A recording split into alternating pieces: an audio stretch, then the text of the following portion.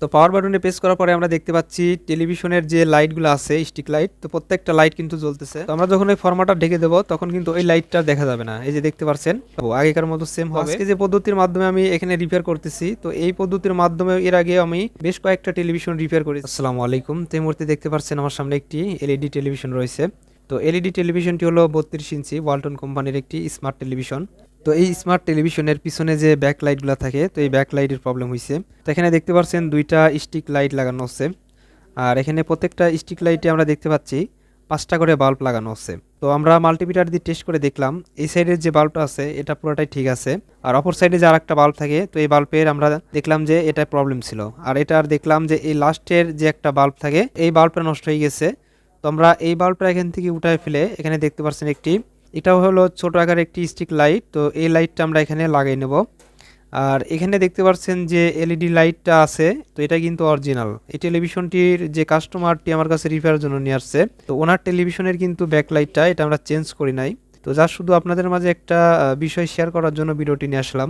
তো আশা করি আজকের এই ভিডিওটি যদি সম্পূর্ণ দেখেন তাহলে আপনাদের যে এলইডি গুলো রয়েছে, হতে পারে সেই টেলিভিশনটি 17 ইঞ্চি থেকে আপনারা 32 এবং 43 পর্যন্ত যে টেলিভিশনগুলো রয়েছে 52, তো সব ধরনের এলইডি টেলিভিশনে যদি স্টিক লাইট নষ্ট হয়ে যায় তাহলে আজকের এই ভিডিওটি দেখে আপনারা কিন্তু সেই স্টিক লাইটগুলা রিপেয়ার করে নিতে পারবেন। অর্থাৎ অরিজিনাল লাইটগুলাই থাকবে, যা শুধু আপনারা যদি কোনো একটা বাল্ব নষ্ট হয় বা দুইটা বাল্ব নষ্ট হয়, আজকে আমি যে পদ্ধতিটা শেয়ার করব এটার মাধ্যমে কিন্তু আপনারা সেই কাজটা করতে পারবেন। তাহলে আপনাদের খরচটাও কমে আসবে এবং কাস্টমারের যে এলইডিগুলো আপনারা রিপেয়ার করে দিবেন সেটা কিন্তু অনেক দীর্ঘস্থায়ী হবে।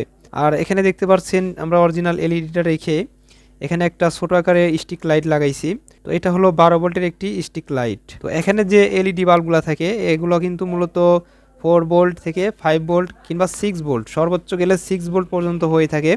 আর প্রত্যেকটা বাল্ব এখানে আমরা জানি যে সিরিজে হয়, আর সিরিজে হওয়ার ফলে যখন একটা থেকে বা দুইটা বাল্ব নষ্ট হয়ে যায় তাহলে কিন্তু আমাদের পুরাই লাইটিং সেকশনটা অফ হয়ে যায়। তো এই বিষয়গুলো সম্পর্কে আমরা সবাই জানি।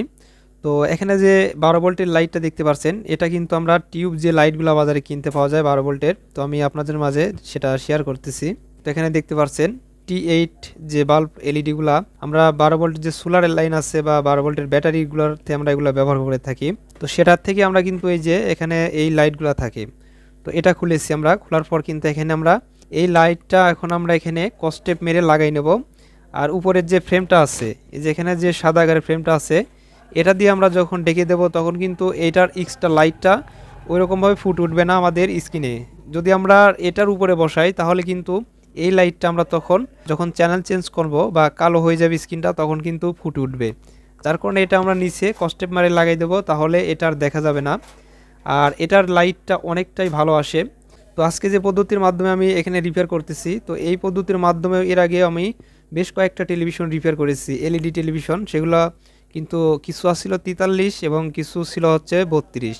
তো সেইগুলা এ পর্যন্ত কোনো প্রবলেম হয় নাই, যার কারণে আজকে একটি কাস্টমার নিয়ে আসছে রিপেয়ারের জন্য। তো এটা হলো একটা স্মার্ট টেলিভিশন ওয়ালটন কোম্পানির, অরিজিনালি এটা স্মার্ট টিভি। তো যার কারণে ভাবলাম যে আজকে আপনাদের মাঝে বিষয়টা শেয়ার করি যাতে আপনাদের কোনো উপকারে এসে থাকে। তো আপনাদের যে টেলিভিশনগুলোর এখানে স্টিক লাইটগুলো থাকবে, তো এটার যদি একটা বাল্ব নষ্ট হয় তাহলে এখানে একটা লাগাবেন। আর যদি দুইটা নষ্ট হয় তাহলে এখানে যে স্টিকে দুইটা নষ্ট হবে তখন থেকে একটা বাল্ব শর্ট করে দিবেন, শর্ট করে আর একটা বাল্বের কানেকশনে আপনারা এটা সিরিজ করে দিবেন। তো এখানে সিরিজ করে দিলে যেহেতু এটা 12 ভোল্ট, তাহলে দুইটা বাল্ব মারলেও সমস্যা হয় না। আমি এর আগেও করেছি এগুলা। তো আপনারা অনেকেই বলতে পারেন যে ভাই আপনার যে 12 ভোল্টের টিউব লাইটগুলো এগুলো তো টিকবে না, নষ্ট হয়ে যাবে।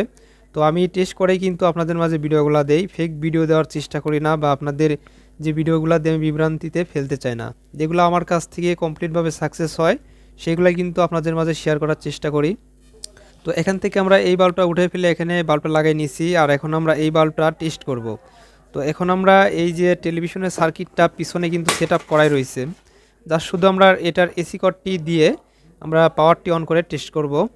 তো টেলিভিশনের পাওয়ার কর্ডটি আমরা এখানে ইনপুট করে দিলাম এসি লাইনের সাথে। তো এসি লাইনের সাথে ইনপুট করে দেওয়ার পর এখানে দেখতে পাচ্ছেন ইন্ডিকেটর বাল্বটি জ্বলে গেছে। আর এখানে আমাদের এলইডি বাল্বের লাইনগুলো নিচে সার্কিটের সাথে ইনপুট করা আছে। যার শুধু আমরা পাওয়ার বাটনটি প্রেস করে আমরা টেলিভিশনটি রান করার চেষ্টা করব আর দেখব যে লাইটগুলো জ্বলছে কিনা। তো পাওয়ার বাটনে আমরা প্রেস করে দিছি। তো পাওয়ার বাটনে প্রেস করার পরে আমরা দেখতে পাচ্ছি টেলিভিশনের যে লাইটগুলো আছে স্টিক লাইট, তো প্রত্যেকটা লাইট কিন্তু জ্বলতেছে। আর এই সাইডে লাস্টের লাইট থেকে যেহেতু আমরা খুলে দিয়েছি ওটা কিন্তু অফ আছে। আর এটার যে ছোট লাইটটা দিছি এটাও খুব সুন্দর আলো হচ্ছে। আর প্রত্যেকটা বাল্ব কিন্তু জ্বলতেছে আমরা দেখতে পাচ্ছি। তো আমাদের যে এলইডি বাল্বের ওহমসটা ছিল, তো সেই ওহমস থেকে আমাদের কিন্তু এখন আরও কিছুটা ওহমস বেড়ে গেছে, কারণ এখানে যেহেতু আমরা একটি 12 ভোল্টের স্টিক লাইট দিয়েছি, সেক্ষেত্রে কিন্তু এখানে কিছুটা ওহমস বেড়ে গেছে।